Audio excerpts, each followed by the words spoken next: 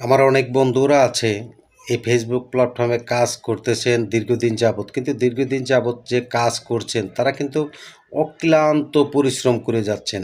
তাদের ভিডিও বা ছবি বা ইত্যাদি বলেন, যেটা ছাড়ছে সেটাই কিন্তু ভাইরাল হয়ে যাচ্ছে। এই যে ভাইরাল হওয়ার পিছনে কিছু না কিছু কারণ আছে।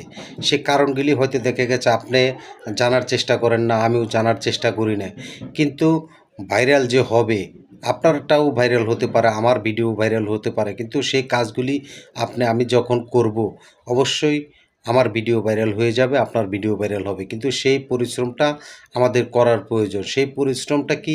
এক নম্বর হলো আপনার এঙ্গেজমেন্ট বাড়াইতে হবে। এঙ্গেজমেন্ট যদি আপনার কম থাকে, কোনো দিনও আপনার ভিডিও ভাইরাল হবে না, আপনার ভিডিও আপনার বন্ধুদের মাঝে পৌঁছাবে না। কে পৌঁছাবে না? ফেসবুক পৌঁছাবে না।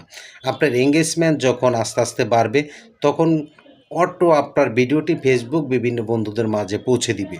এখন সেই এঙ্গেজমেন্ট বাড়ানোর জন্য সে কাজগুলি কি করতে হবে সেটা একটু জানার চেষ্টা করি আমরা। সে কাজগুলি হলো, এক নম্বর প্রশ্ন হলো, আমরা দেখা গেছে প্রতিনিয়ত টাইম মতন ভিডিও ছাড়ার চেষ্টা করব বা ছবি ছাড়ার চেষ্টা করব।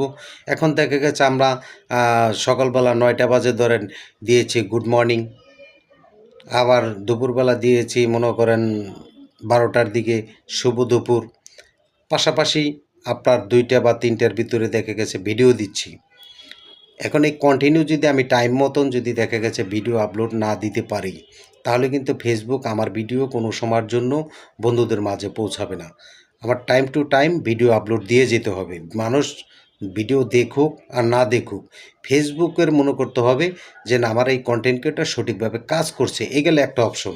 আরেকটা অপশন হলো যে দেখা গেছে আপনার প্রতিদিন একেবারে সর্বনিম্ন আপনার না পারলেও 10টা ভিডিও দেখতে হবে।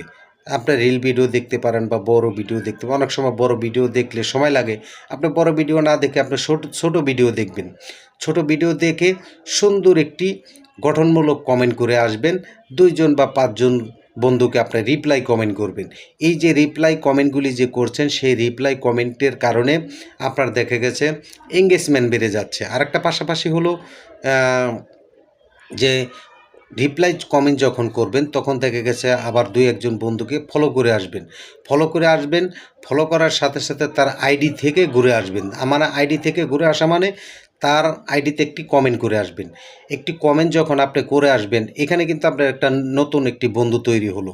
তিনি আপনাকে রিপ্লাই দিবে, পাশাপাশি দেখা গেছে তার সাথে একটা গুড আন্ডারস্ট্যান্ডিং হবে। তিনি আবার আপনাকে একটি কমেন্ট করে যাবে। এভাবেই কিন্তু দেখা গেছে নিত্য নতুন বন্ধু তৈরি হবে। আর